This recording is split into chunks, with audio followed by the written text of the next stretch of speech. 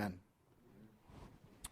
Hebrews chapter 11, the great faith hall of fame, as the Hebrews writer is writing about what true biblical faith is, as he encouraged them in chapter 10 to remain faithful, to remain people of faith, having the faith that leads to the saving of their soul.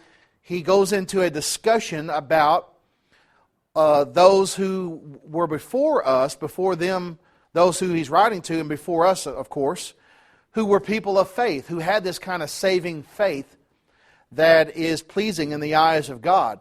Not all faith is pleasing in the eyes of God. There are people who have faith, but did not Jesus say, "O ye of little faith," at one point to his own disciples? So there are those who have little faith. And James chapter 2 talks about a dead faith. A faith that does not work. A faith that does not obey the will of God. A person might believe in God and believe in Jesus Christ and believe the Bible is the Word of God, but do nothing about it. That's described by James as a dead faith. James chapter 2 verses 14 through 26. And that is not what pleases God either.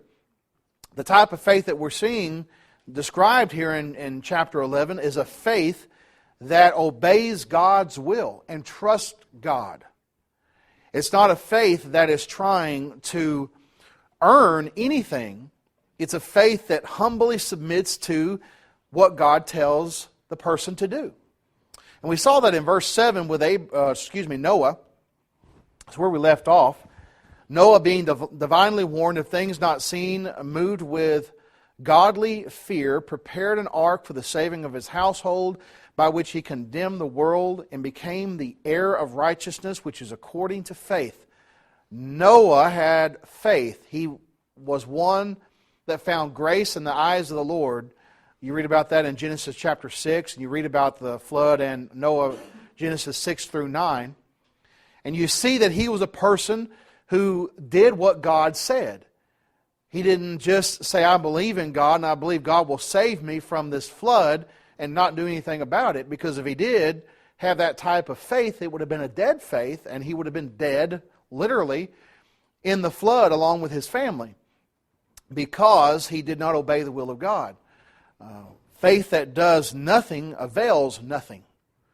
And so we have to always realize the faith that saves is the faith that obeys God's will.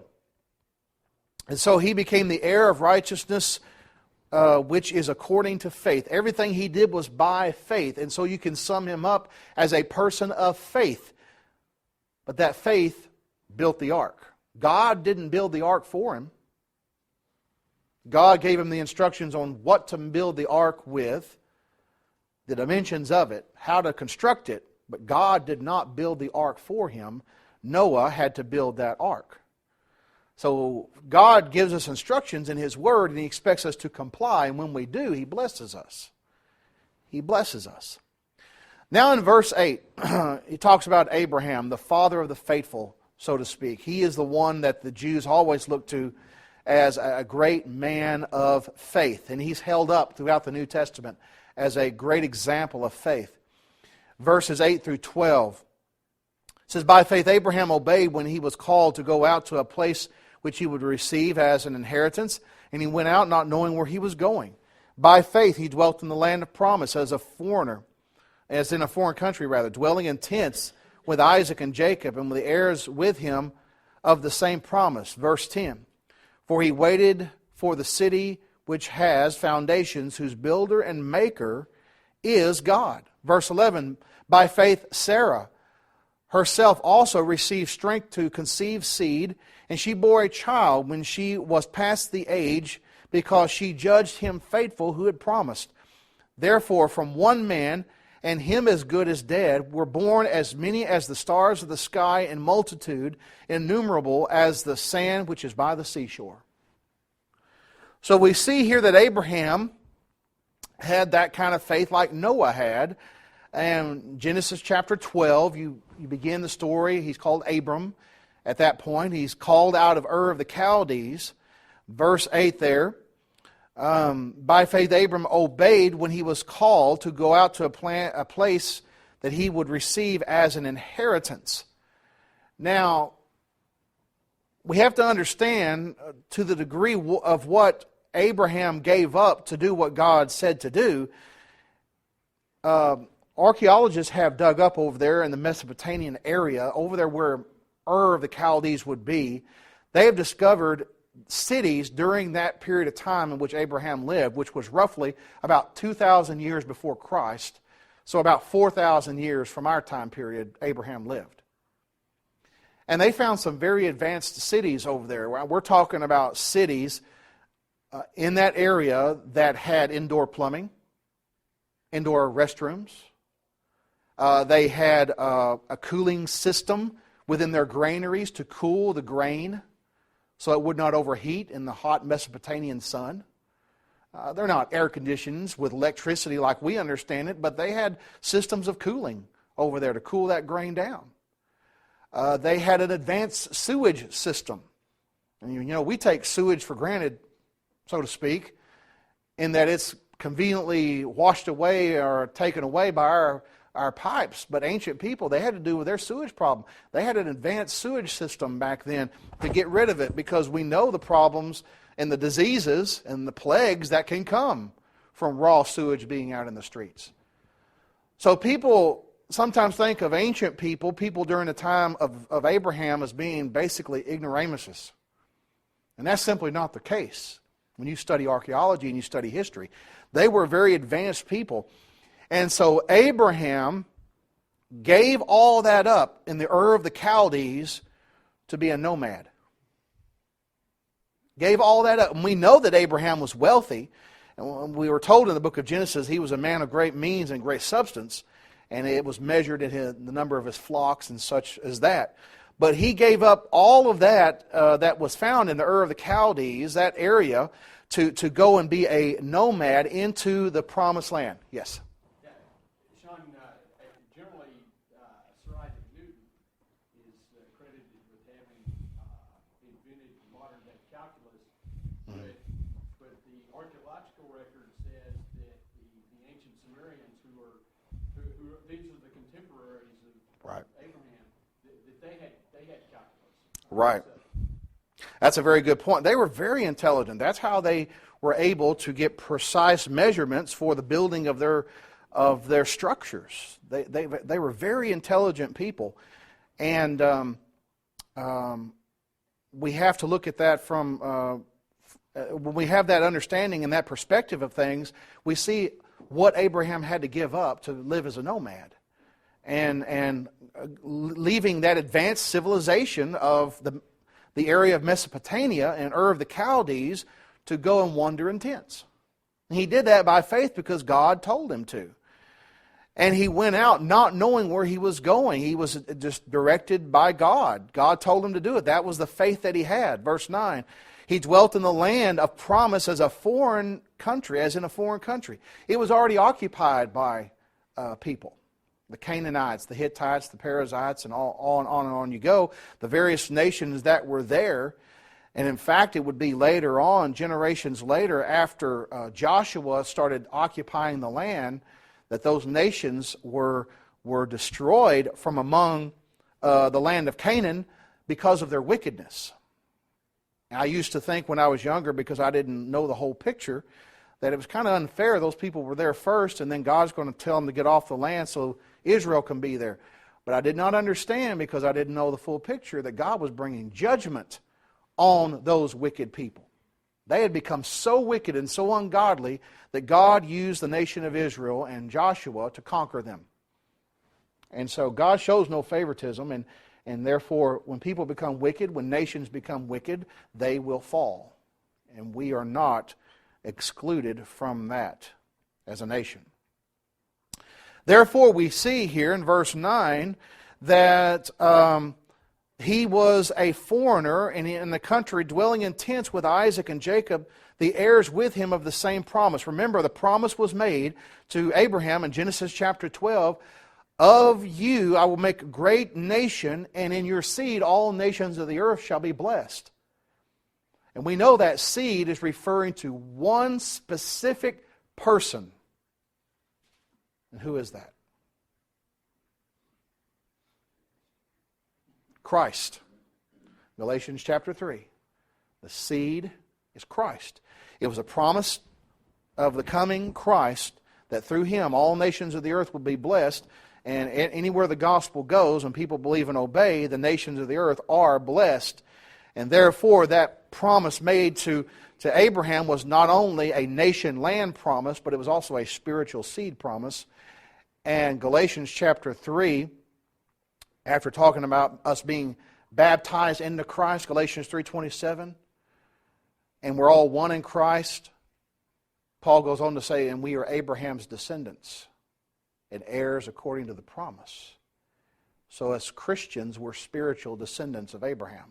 That's why he says there in verse 12, of you were born as many as the stars of the sky, and multitude innumerable as the sand of the seashore. Every time a person becomes a Christian, they become a spiritual descendant of Abraham. And so we partake of that promise that was made. Look at verse 10. For he waited for the city which has foundations, whose builder and maker is God. In other words, he looked beyond just this physical realm. He's going to say more about that a little bit later on. Look at verse 11. Here's a great woman of faith. Sarah herself also received strength to conceive seed, and she bore a child when she was past the age, because she judged him faithful who had promised. She was beyond the age of childbearing, but God told Abraham, you're going to have a son, and he's going to be the heir. Well, it didn't happen immediately, so they said, okay. She said, well, take Hagar, and we'll do it this way. Perhaps this is the way God wants us to do it. Instead of waiting on the instructions of God and waiting on God, they got ahead of themselves, and Ishmael was born as a result of that, and we know all the problems that has caused. It caused Abraham and has caused throughout history. And so they should have had a stronger faith at that time, but she eventually did have the faith that was necessary to receive strength to conceive seed and bear a child. And therefore Isaac, in your seed, Isaac, shall all nations of the earth shall be blessed. The promise was made to Abraham, Isaac, and Jacob that they would be made a great nation, and through them all nations would be blessed. Then you look at verse 13 through 16, and talks about that heavenly hope that they had. These all died in faith, not having received the promises, but having seen them afar off, and were assured of them, and embraced them, and confessed that they were strangers and pilgrims on the earth. For those who say such things declare plainly that they seek a homeland. And truly, if they had called to mind the country from which they had come out, they would have had opportunity to return. Verse 16, but they desire a better, that is a heavenly country. Therefore God is not ashamed to be called their God, for He has prepared a city for them. The point in verses 13 through 16 is this: they died in faith and they looked beyond this world. They looked beyond what we have in this world, not receiving the promises. Did Abraham receive any part of the promised land? Not himself. Not himself. How about Isaac? How about Jacob? They received none. The promise was to their descendants. And so they were strangers and pilgrims. They saw the promises afar off, and they were assured of them. Verse 13, and they embraced them and confessed they were strangers and pilgrims. One translation says they were exiles on the earth.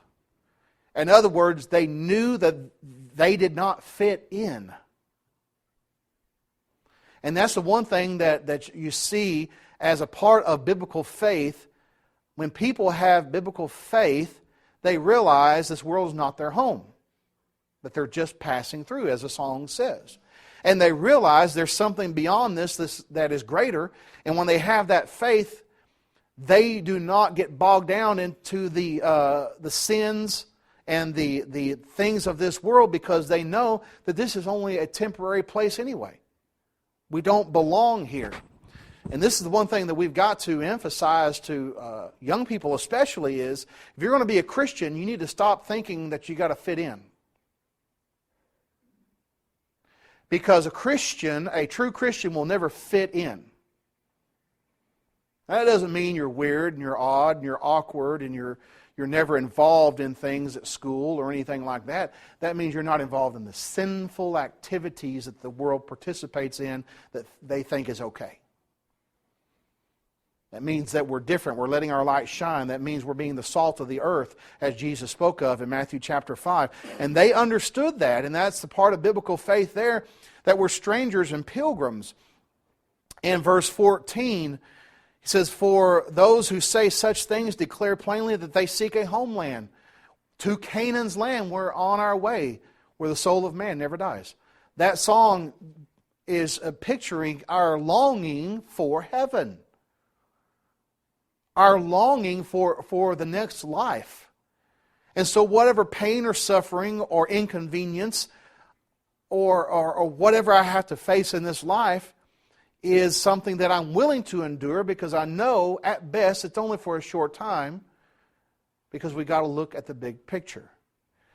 And that is what we got to get people to do when we're trying to study with them to convert them, when we're trying to study with people who have fallen away, who are living in sin. We've got to get them to look at the big picture, that what they're doing for this moment is going to have consequences, repercussions, and it's dangerous territory to dwell in.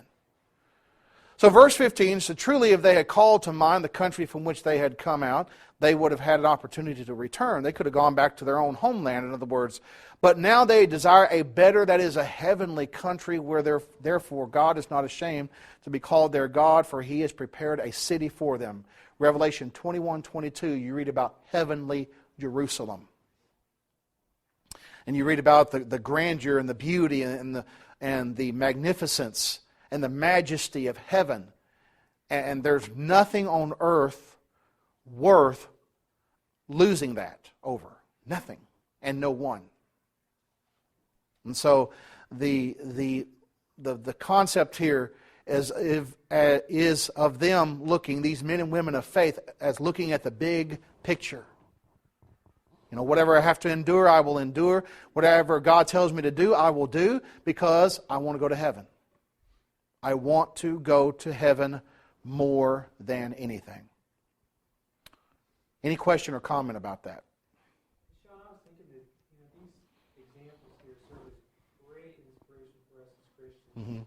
I see such beauty in this verse 13, and still even a sense of practical application for us as Christians today. Mm-hmm. You think of past faithful gospel preachers like Johnny Ramsey, or even thinking of people in your own family that have lived the Christian life faithfully. Mm-hmm. These all died in faith, not having received the promises, but having seen them afar off. Mm-hmm. Let's say, speaking of heaven, Right. thinking about living life here on this earth. Some people may call us fools for believing in a God, for believing in a life after this. Why not live it up today, do all that you can today, because you really don't know what's around the next bend. Right. And as adults, we might not believe in the Easter Bunny or Santa Claus, but you believe in a God, really, seriously. Mm-hmm. And it's based on our faith. If we choose to have that faith, and that's exactly, Noah building that ark. That's a huge testimony to all the people that were around him. Mm-hmm. There are people like that crazy today. If they were to go outside and build some monstrosity out in the backyard, we'd make fun of them too. Mm-hmm. But Noah had faith. And that's what I'm saying is that I see such beauty, especially in verse 13,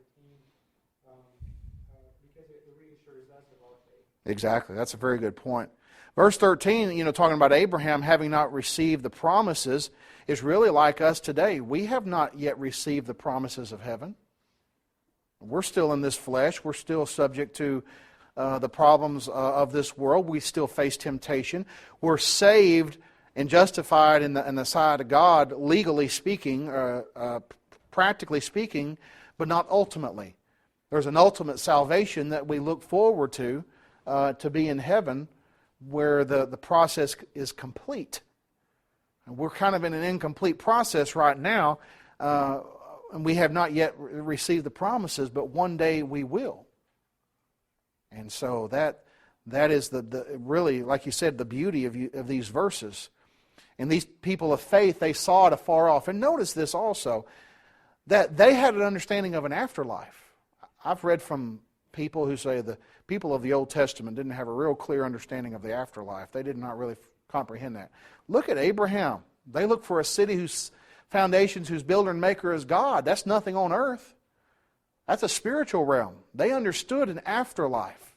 They understood that concept. And it wasn't as fully understood as we have it, as we have the full revelation in the Bible, but they understood it to a certain degree, degree in their life. Verses 17 through 22, again, you see the faithful patriarchs being depicted. By faith, Abraham, when he was tested, offered up Isaac, and he who received the promise offered up his only begotten son, of whom it was said, in Isaac your seed shall be called. That's Genesis chapter 21 and verse 12. Concluding that God was able to raise him up even from the dead, from which he also received him in a figurative sense. By faith, Isaac blessed Jacob and Esau concerning things to come. By faith, Jacob, when he was dying, blessed each of the sons of Joseph and worshiped leaning on the top of his staff. By faith, Joseph, when he was dying, made mention of the departure of the children of Israel and gave instructions concerning his bones. So look at there in verse 17, you have Abraham being tested. Hebrews 11 verse 17, by faith, when he was tested, offered up Isaac. And, you know, the Bible, one of the indicators that the Bible was written by men inspired of God, not written by people, is because the Bible does not go into the drama of everything that Abraham was thinking in his mind and all the sorrow and the things that he was thinking concerning sacrificing his son. It did not dwell on that. We know he loved his son. I mean, any father would love their son, their children. And then God tells you, I want you to take that child, I want you to take him on Mount Moriah, and I want you to kill him. Then I want you to burn his body as a sacrifice to me. And the Bible just says Abraham did it. It doesn't go into all the emotional aspect. Was it there? Certainly it was there. As any parent would have that kind of puzzlement and wondering why. But Abraham had faith, and you see the degree of faith and trust that Abraham had in God, because God told him to do it, and he says, okay, I'm going to do it. It didn't matter how Abraham felt about it. It didn't matter whether he liked it or not. Because Abraham loved God more than he loved his own son. God told me to do this, I'm going to do it. I don't understand why. But we know that Abraham said, well, God is going to fulfill his promise. Look there in verse 18, to whom it was said, in Isaac your seed shall be called. Here's what he concluded. Okay, I'm going to take my son, I'm going to take him out on Mount Moriah, I'm going to kill him, and I'm going to burn him as a sacrifice. Concluding, verse 19, that God was able to raise him up even from the dead. Now, God didn't tell him he was going to do that. But Abraham concluded, based upon the previous promises and based on what God told him to do, okay, the only way God is going to fulfill his promise is, after I do this, God's going to resurrect him from the dead. That's the logical conclusion that Abraham had, because he knew that God was trustworthy. And God doesn't make a promise and then go back on it and break it. But you could ask Abraham, have you ever seen anyone rise from the dead? No. Did God tell you he was going to resurrect Isaac from the dead? No. He said, just go take him and kill him. So Abraham, by faith, concluded that God was able to raise him up, even from the dead, from which he also received him in a figurative sense. Remember, there was a ram caught in the thicket, a substitutionary animal for his son. And the angel of the Lord stopped Abraham from plunging the dagger into his son to kill him. It took God calling down to Abraham saying, do not kill, do not harm the lad. Don't you know Abraham was thankful to hear that voice? And so, that's the only thing, he could reason out. Okay, God told me to do this, I'm going to do it. and He's going to raise him from the dead, and then the promise is going to be fulfilled. It didn't actually happen that way, but that's how Abraham thought it would, because God already made a previous promise. And God doesn't break His promises. So instead of Abraham questioning God and fighting against God, sometimes you'll see movies about Abraham, and they'll have the guy just in sorrow. Why, God? Why are you asking me to do this? And you don't see that in the Bible. A lot of these biblical movies are not biblical. It's a lot of drama and a lot of Hollywood. You don't see all the Abraham questioning God as to why are you asking me to do this? I don't understand. You don't see that. You see faith that says, God told me to do this. I don't like it. I don't understand it. It's hurtful. It's painful. I love my son, but I love God more. Jesus said, if you love father or mother more than me, you're not worthy of me. If you love son or daughter worthy of me, you're not worthy of me. Does this not answer really the dilemma that people find themselves in when they're in an adulterous marriage and they've got to repent and come out of it, and they say, but I love my wife, I love my children, I love this, but do you love God more? Do you have the type of faith Abraham has, in which he said, I'm going to do what God tells me to do? It's going to be painful, but I'm going to do it because He told me to do it. Yes? Romans 4:13 through 22 is a great commentary on Abraham's faith. Romans chapter 4.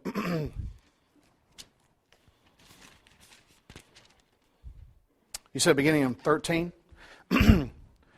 In Romans chapter 4, verse 13, for the promise that he would be the heir of the world was not to Abraham or to his seed through the law, but through the righteousness of faith. That's right. And it goes on and talks about how that all of this was by faith. You go down through the rest of the chapter. And that's a good passage to tie in with what we're reading about here, because it deals with faith and how that it was based upon Abraham having faith in God and doing what God says, not based upon the law of Moses, because he lived before the law of Moses even existed. Verse 21 in that particular chapter is, Yes. Romans 4 and verse 21, and being fully convinced that he who had promised, and He was also able to perform. That's God. That goes back to the whole God is faithful. That's a good point there. And so they understood the faithfulness of God. That goes back to Sarah there in Hebrews 11 and verse 11. She was past the age because she judged him faithful who had promised. God is faithful. And we have that promise given to us in 1 John chapter 1, that if we walk in the light as He is in the light, confessing our sins, that God is faithful to forgive us of all sins. So we have the faithfulness of God as always reliable. We've got to be faithful ourselves to His will. Yes? John, this story also shows up in the Quran, except in the Quran version, it is Ishmael. Right. That Abraham takes up on that. Yeah. Right. And we've talked about this before, but clearly Muhammad, he had access to the Old and the New Testament, and he apparently knew them very well. The story of Joseph in Genesis is identical in the Quran. Right? And then, of course, he makes several references to Jesus in the Quran. And one of the things that really surprised me is what the Quran teaches, that in the day of judgment, it will be Jesus who leads the charge back to earth. It's not going to be Muhammad. Right. Muhammad, in writing the Quran, which is the Muslim sacred book, borrows heavily from the Bible and, of course, distorts what the Bible teaches, because it was Isaac who was offered and not Ishmael. And so he changes the story to get a different perspective there. And so, there is a lot of borrowing that comes from the Bible, and a lot of twisting as well, distorting as well. Amen, John. And so we see here that there in verse 18, of whom it is said, in Isaac your seed shall be called. He concluded that God was able to raise him up even from the dead, from which he also received him in a figurative sense. So you see Abraham's faith here being tested. James talks about that in James chapter 2, verses 14 through 26, that Abraham was justified by works when he offered up Isaac. In Romans 4, Paul talks about him being justified by faith when he offered up Isaac. And James says he was justified by works when he offered up Isaac. You put them together. The proper faith works God's will. It always has and it always will. And so he did this according to the will of God. Then he talks about verses 20 through 22, the faithful patriarchs. Isaac blessed Jacob and Esau concerning things to come.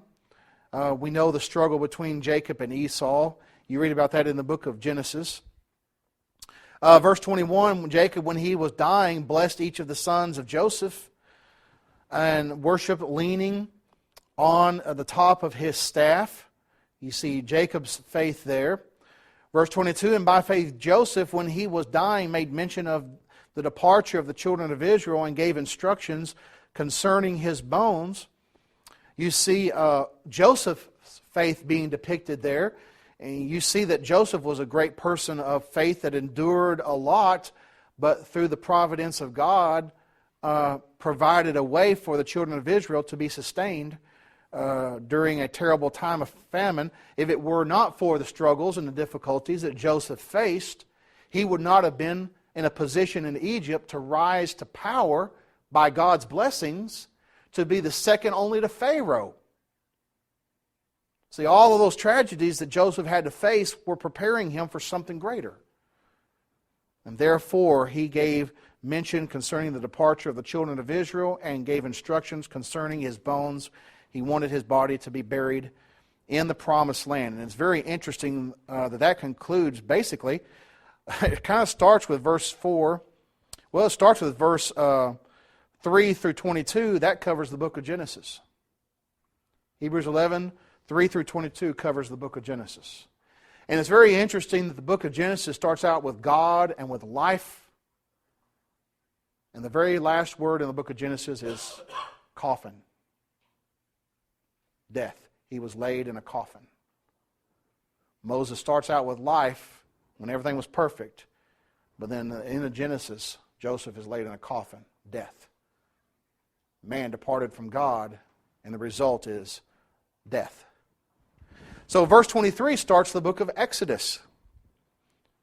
By faith, Moses, when he was born, was hidden 3 months by his parents. Now he's talking about the parents' faith. Moses didn't have faith when he was 3 months old.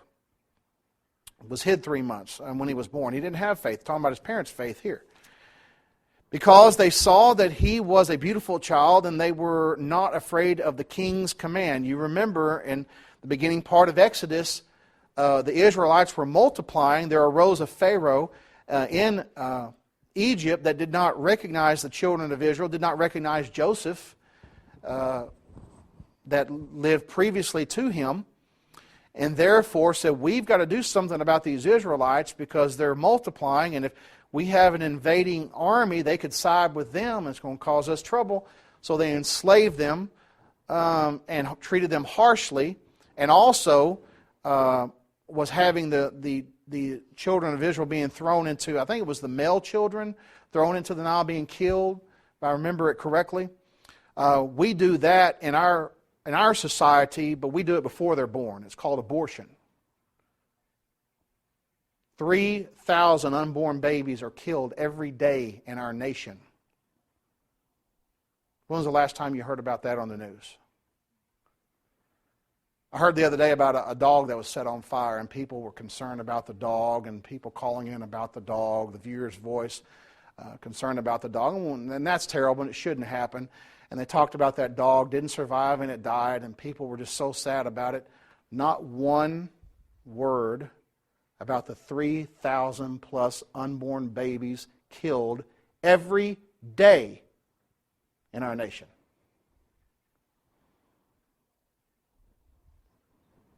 Verse 24, by faith Moses, when he became of age, refused to be called the son of Pharaoh's daughter. choosing rather to suffer affliction with the people of God than enjoying the passing pleasures of sin. You know the story how he was found in the Nile, found in the basket or the ark, sort of the small ark that he was saved in the Nile by Pharaoh's daughter, and his own mother became his nurse by God's providence. And therefore, he rose to power, and some have suggested that he could have been one of the pharaohs if he so chose. And that was a very high status. And it says he refused to be called the son of Pharaoh's daughter. That means he refused to be part of the royal family. Choosing rather to suffer affliction with the people of God than to enjoy the passing pleasures of sin. Notice verse 25, the passing pleasures of sin. Is there pleasure in sin? Yes, it's only passing though. It's only temporary. It's only for a short time. I mean, if a person could live 100 years in sin, they still got to face God for all eternity and eternal punishment. It's only passing. It's not worth it. It is not worth it. And Moses realized that. He would rather suffer affliction with the people of God than enjoy the passing pleasures of sin. Verse 26, esteeming the reproach of Christ greater riches than the treasures in Egypt, for he looked to the reward. In other words, he esteemed the reproach of Christ, he identified with the suffering of Christ, the greater riches than the treasures of Egypt. You look back on Egypt and how advanced they were and how wealthy they were as a people. They had great treasure. We dig it up all the time and stick it in museums all over the world so people can look at it. But they had great wealth. And he said, no, I'd rather suffer with the people of God than to enjoy this, to be in the royal family, because, verse 26, he looked to the reward. He saw the big picture. He saw the big picture. I believe it was Stephen in the book of Acts, and talking about Hebrew history, said that Moses was educated in all the wisdom of Egypt. Therefore, he was an educated man in Egyptian things. But yet he gave all that up to identify with the people of God. Look at verse 27. By faith he forsook Egypt, not fearing the wrath of the king, for he endured as seeing him who is invisible. And that's what faith does. It sees him who is invisible. God is invisible to us, but we see him. We see him with the eye of faith, as we oftentimes say.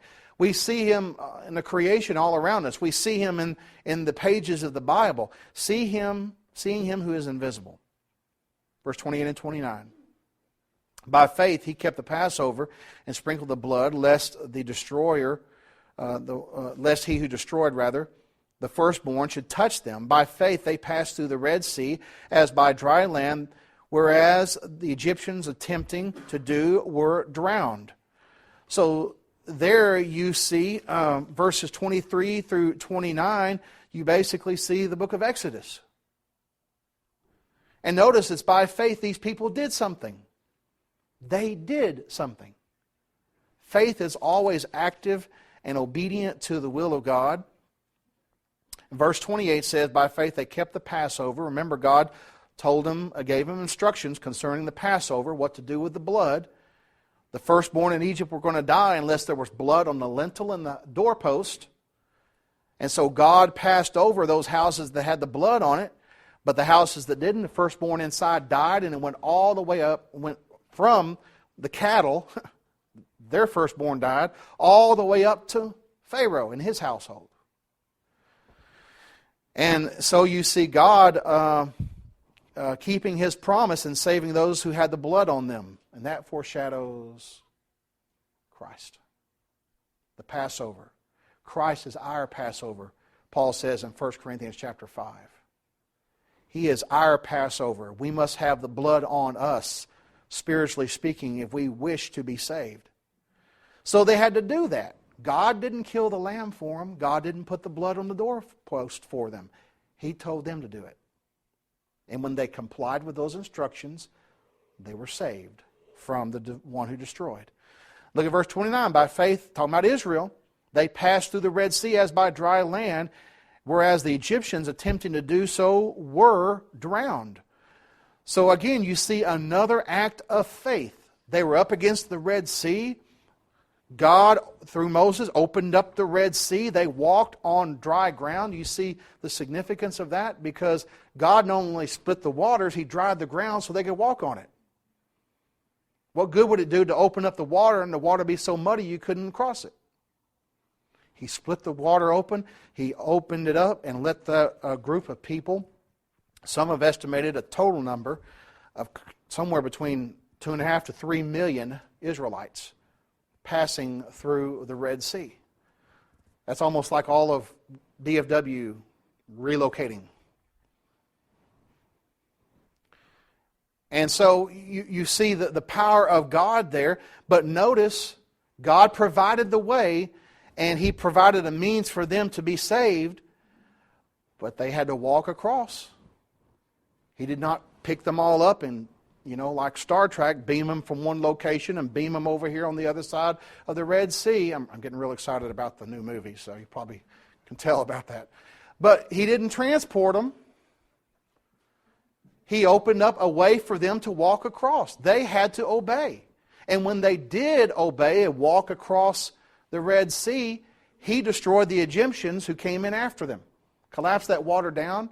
And when you read about that, and we don't have time to do that, when you read about that account, it says after the Egyptians were killed by means of water, He said, now you are saved.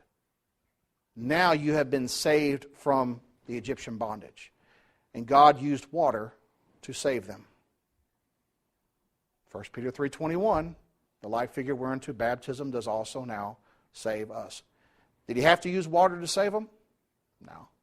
He could have instantaneously given all those Egyptian soldiers a brain aneurysm and they could have dropped dead. He could have done that no problem. But He chose to do something a certain way. And in the New Testament, when a person by faith says, he that believes and is baptized shall be saved, they say, okay, I need to do that. They don't say, what about the thief on the cross? What about this? What about... No. God said to do this. I'm going to do it. Because that's where God placed salvation. God saved Israel that day when He destroyed the Egyptian army. So, we're going to have to stop right there. Again, there's so much rich material in Hebrews chapter 11. Be studying the rest of Hebrews 11, and we will get to that next week, Lord willing.